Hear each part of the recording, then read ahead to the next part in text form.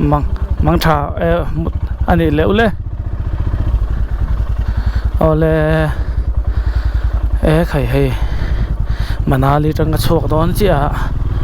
bimoi de trong trai nei min tha thap le ngala ka chuak hre khop mai min duat sia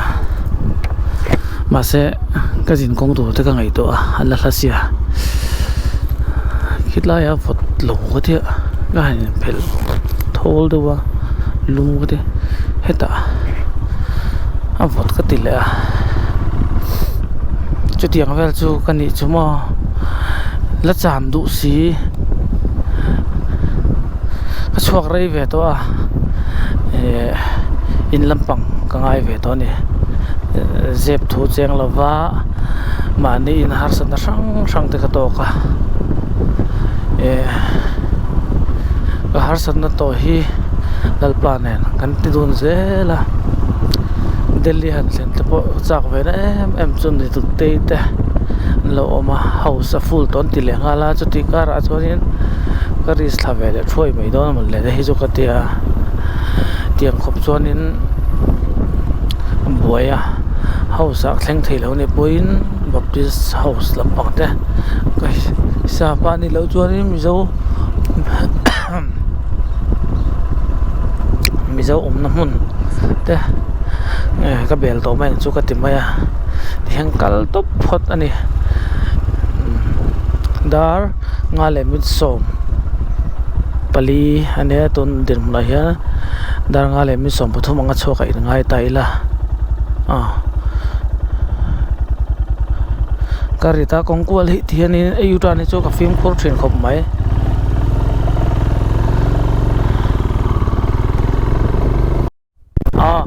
ga jing den hi chu ka bo ve jian ya ka bo zo chi a tu na khan ka gps in min sil dik lo kan en thale a chuanin ka chuan a tang khanin ka let le ta chuanin motor kha kan bia Delhi road ka tia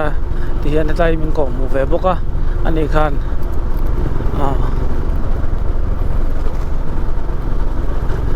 motor tlem lai hianin tan charger kha ka du ve ni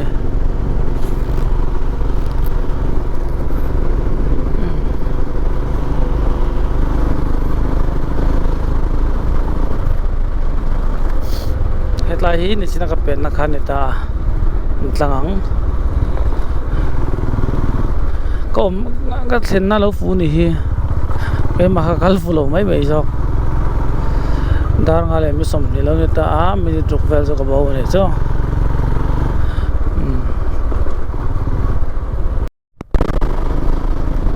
le hey mien re kho mai mu turan tam lo ni ka kong hi dik lo chuan tlan le charger ni mai do na chu ani deuh mai mà sẽ lần đàn là hiện cho nên dính công choàng về không mà anh chỉ bộ đàn thế mà mình sinh tầm ma có vài ma thui đặc thiên mà này cái đồ gì na môi tê bị ma mi tê mình lâu mi khóa la classmate train route tê anh lâu mà classmate train tê là college mate headline cái thuyền na kha orphanage home ania ZEF Zoram Evangelical Fellowship in An Colonia missionary ve ko man ne an fela ma min ngai tu min long hak thap maya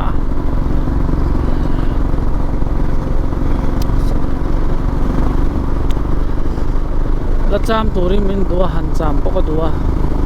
ma se zeb lo zoi chuanin ka jin kong ala thui don sia han cham khom wan hi har sa kati ve ran to a pen le ang chi ka ruang man te kha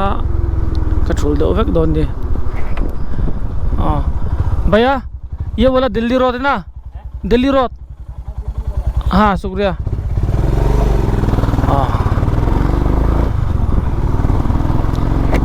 Delhi रोड चलो नहीं है ये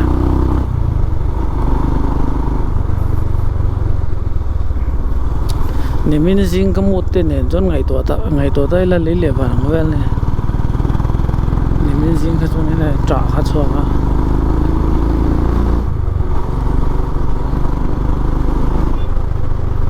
chuanin hei kal zelang ko var trap athim via và cái này giống giống có là hết lại Himachal công sim sim yan mu về lẽ ula Manali công sim sim hi thì yanin thing là thing cara yanin công ông mà nuông thim cú mấy lẽ ngà là qua hi có rồi em sầu trân trép to U-turn lẽ pop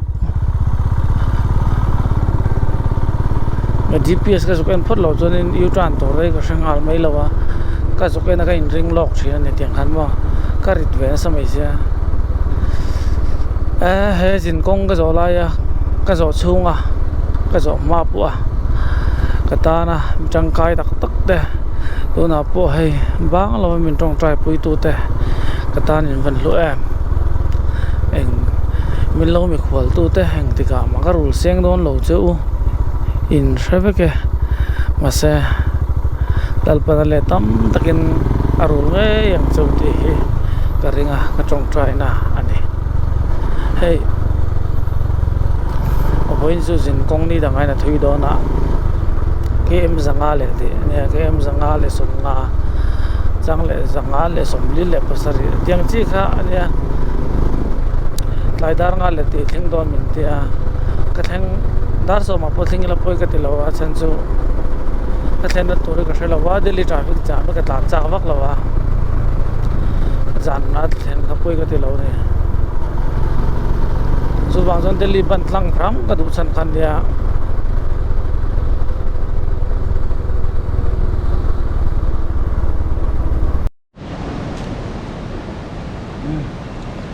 National Highway 3 ka theng chia Manali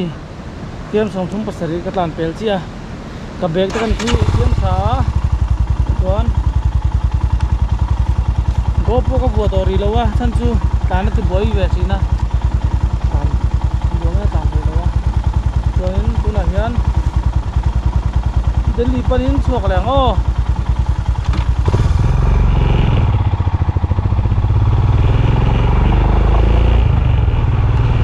Manali hi atlang ram ko pa mo si matal hi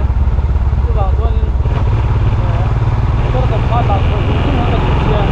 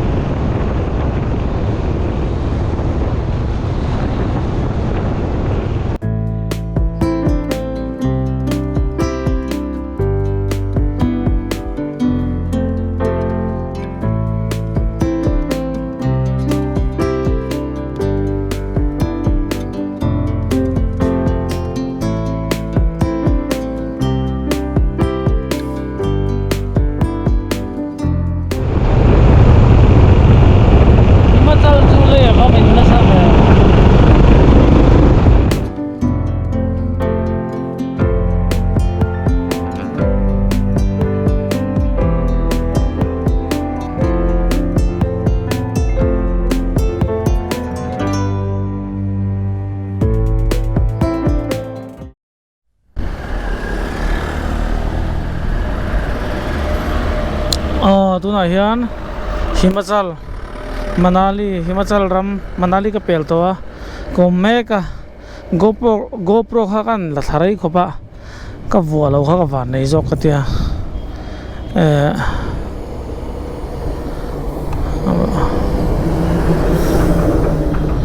asan chu hetlai kong hi a hlom ka tia ka hlau khop mai ke chuan le min na sa in mu lo ka in mu ve nge ka du sia engi an don ka thalo ka malam pangkong hi ka kal pel to nu chu phusuk zuk mai ke chu mo ka kal pel to ram kha chu GoPro này nó helmet khum hi lo boi lo nuam lo ni hi ka tha che de hian chung lampang chi pa da ngai to tur ni lấy min na sa wangin one way po two way akal ve ka chu thuran ni se motor som ni ei mai hu tur wa han tam tak em ka lau mo mi jong zo nan lau niang an tlan fu mai cho nên chu mi jing sa lo to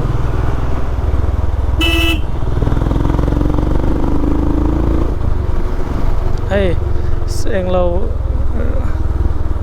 abang an dan na ho hin ne bula retaining wan te me te he in mu thiam mayang lấy min le tiang ve den aden thep na nu ani ti te hey lấy hi min na sa ne chu wang chuan Himachal hi rau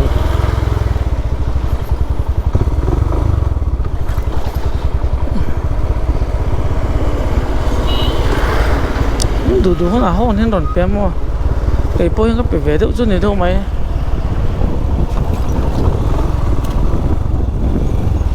ha tui ta ne mo sar lo ma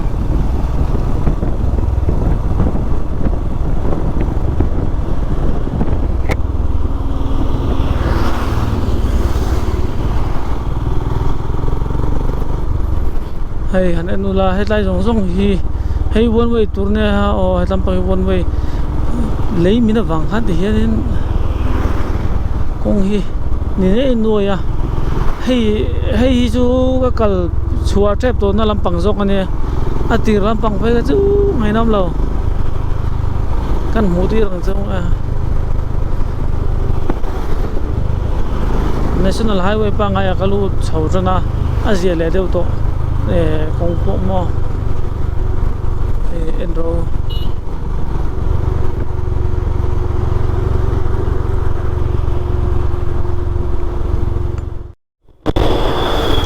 anulan rap thak je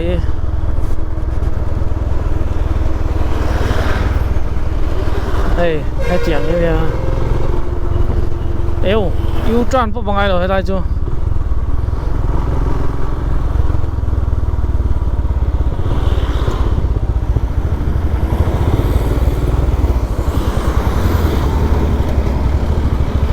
công như là tàn hay lâu nuông đó hay anh đét gì cho so lùi với cái này treo chum cái tiệm gì rồi mấy chum cái này gì là vâng thì khác hẳn bổ vết ta này update này cho con nuôi khăn xí ra mấy khăn đâu mà anh lâu về ngay lâu mà đi anh đi không nghe anh lão tụi hiền tán phố anh tán phố dọc này kan tlan fo de ko enola lui ve kan lui chong ko chumi na bo ta adet a thasang ko ba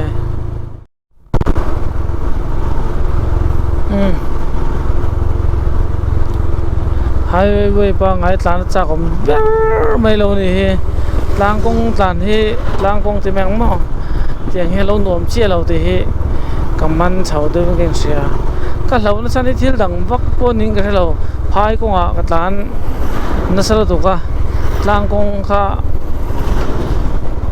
ka hlau man na man le mi tam nu tu ka chu ni do ber zo ka ngam le lấy mình tầm nó khát sâu ngày năm lâu rồi mà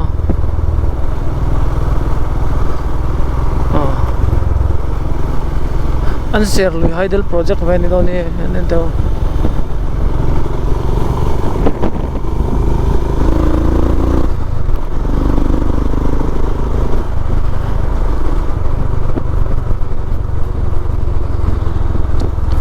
tôi bị cái mà hiện tại là bila đi cái này mày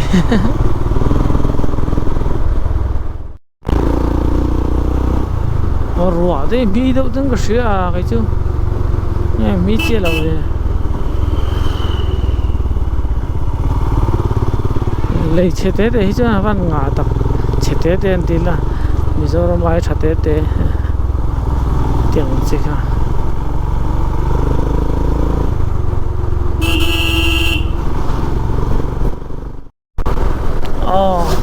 cắt lana turi National Highway 3 nha National Highway 3 thing turan kem som pasari kalata ngai le hemi tlang kong hi kalsan zung zunga highway tlan rat kha cha kong khom mai chang le alung ma chang le vodama se thiam har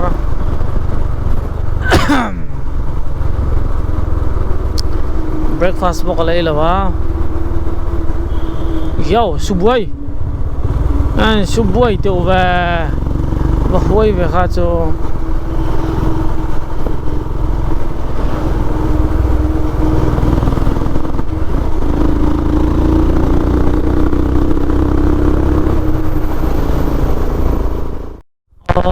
ma hian kong chia don ani yang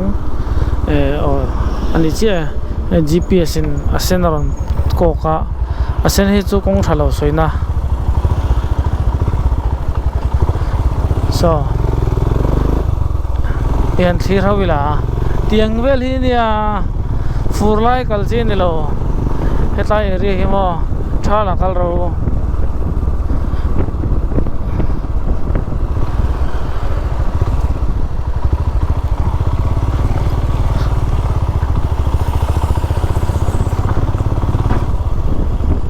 Chandigarh ka kem zani le tlem chau khani to a kem zani le tlem chu Darkar thum vel chungin Darkar livel chungin thleng tur ngai ra chuanin eta GPS in min sil dan hian chuan Darkar som tan tur ngai min sil ta tul chong an tlan meng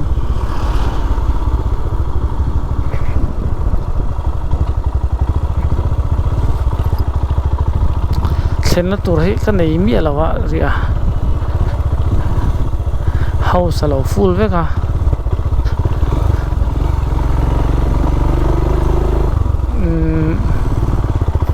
mi na thlen ka pailo san chu mi nan dila mi khwal ni ka pailo san chu ka bal sia ke ma he an nok se ka tam boro ka nga bok sia chu wang zonin ami ti boy zong han thlen te tiếng ati nọc zong an thlen ka pai lawa ka hre ani la tlan don chok mai a kong che chu a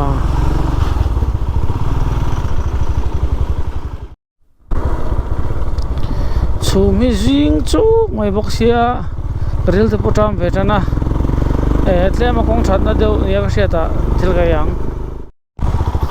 ole holam pangkani to thowa video hian ko vartam vak to lo mai ang o chan chu tlana ha thak ka tia chuwang chuan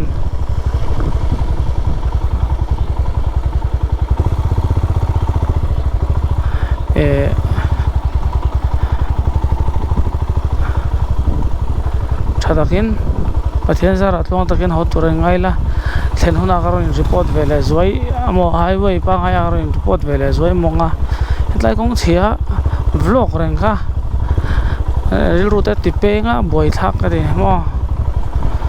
arem cha su don ya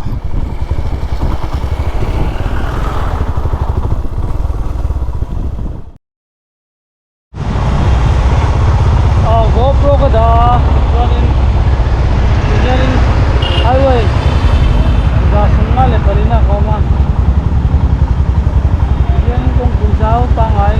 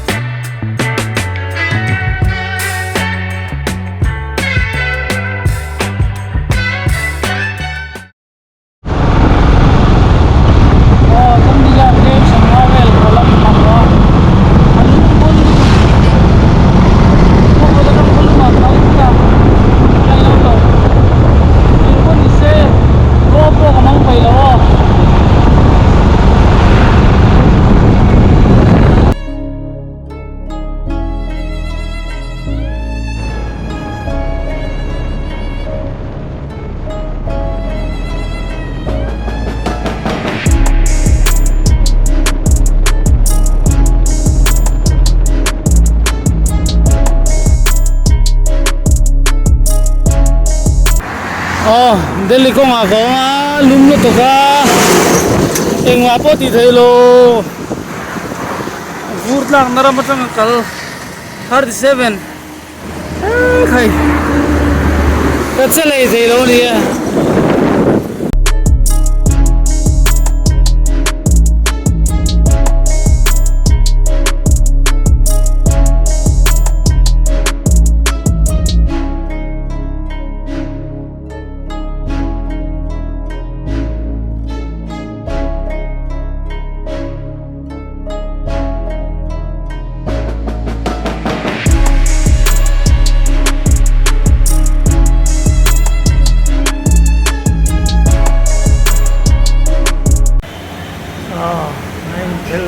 Dharma sa